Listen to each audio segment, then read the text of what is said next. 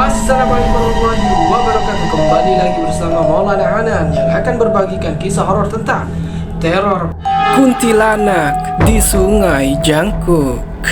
Sebelum kalian menonton video ini, jangan lupa like, comment, and subscribe. Karena satu subscribe dari kalian sangat berarti. Yuk kita mulai.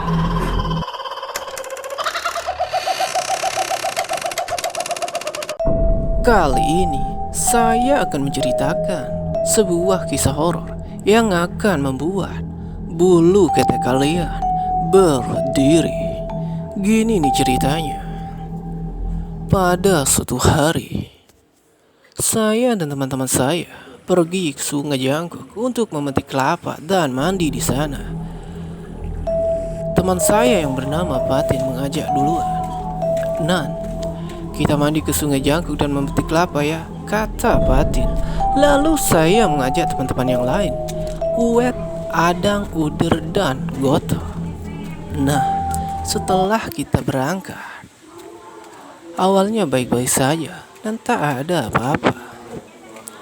Saat di perjalanan kita bercanda-canda dan tak ada apa-apa setelah kita sampai.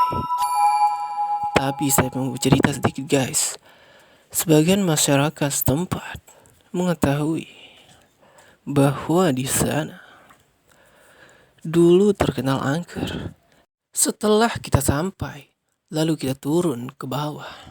Dan di sana lumayan ada tangganya banyak. Lalu kita turun di sana dan kita bertemu sama pamangkunya yang penunggu di sana. Kita panggil saja Acip, nama mangkunya.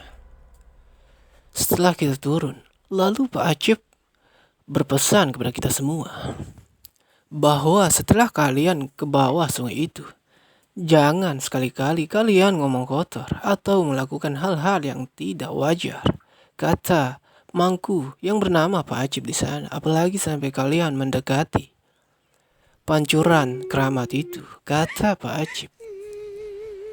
Nah, setelah kita sampai, tak selang beberapa menit kita mandi di sana, lalu memetik kelapa. Saya yang naiknya guys.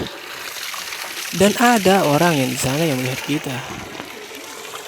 Tak selang beberapa menit kemudian, saat kita ingin balik ke atas, tiba-tiba ada kawan kita satu guys yang bernama Goto, yang ngomong kotor di sana, yang melanggar aturan yang telah diceritakan oleh mangku di sana, yang Pak Acip itu guys. Dan ia bernama Goto ini mendekati pancuran keramat itu. Kemudian hal aneh mulai terdengar di sana. Suara-suara yang tak tahu arahnya dari mana. Suara teriakan muncul di sana. Kita semua bingung apa yang dilakukan oleh Goto ini sehingga membuat penunggu-penunggu di sana marah. Lalu kita memarahi Goto karena dia melakukan hal-hal yang dilarang di sana. Dia mengomong kotor dan lain-lain sebagainya. Nah, di saat kita balik, beramai-ramai kita balik, suara itu terdengar lagi. Sekilas bayangan melintas di hadapan kita dengan sangat kencang. Semuanya panik. Tapi saya dan teman-teman saya tetap tenang. Tiba-tiba di saat Mang Atin berbalik belakang, Goto pun menghilang, yang membuat kita semua panik. Lalu kita mencari di sana, tak ada Goto di sana. Semuanya semakin panik. Di saat kita berbalik ke arah ingin mencari teman kita yang bernama Goto, tiba-tiba sesosok kuntilanak muncul di depan pancuran keramat itu. Dia berkata, "Pergi, jangan kalian kesini lagi. Biarkan teman kalian satu di sini," kata kuntilanak itu. Lalu saya dan Mang Atin bergegas mencari mangku untuk meminta tolong. Dan di saat yang lain, Uwet, Adang, dan Uder mencari Goto. Dan setelah itu saya dan Atin bertemu dengan Mangku dan menceritakan apa yang terjadi. Lalu kita meraih Pak Mangku agar ingin menolong kita. Akhirnya Pak Mangku ingin menolong kita dan dia tidak tahu dia itu ngomong apa untuk mencari heroin itu kayak membaca-baca mantra gitu. Tak selang beberapa menit kemudian heroin ditemukan. Ternyata dia berada di bawah pancuran. Padahal tadi kita di sana tidak melihat apa-apa di sana. Kemudian Adang, Udur, dan Uwed membawa Goto naik ke atas.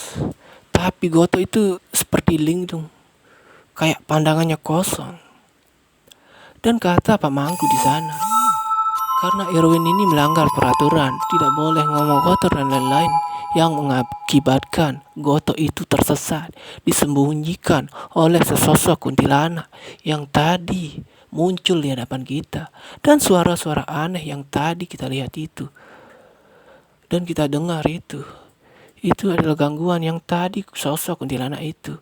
Dan kata Bang Acep, dulu kuntilanak itu adalah sesosok janda anak satu yang tempat tinggalnya di sebelah pura di sebelah sana itu, yang dulu ia sering mandi di pancuran keramat itu karena ada oknum yang melecehkannya, yang merusak apemnya guys, yang membuat dia meninggal, diperkosa di sana, dan oknum itu menghilang.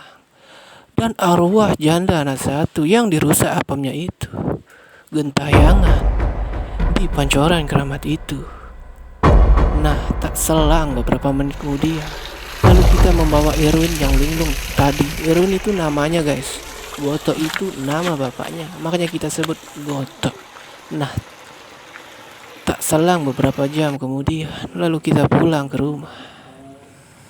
Dan kejadian yang tadi membuat kita dan kawan-kawan yang lain menjadi trauma yang cukup mendalam bagi kita semua. Apalagi Goto yang tadi mengalami hilang. Demikian cerita horor yang saya ceritakan guys. Jangan lupa like, comment, and subscribe, karena satu dukungan dari kalian sangat berarti. Jangan lupa subscribe.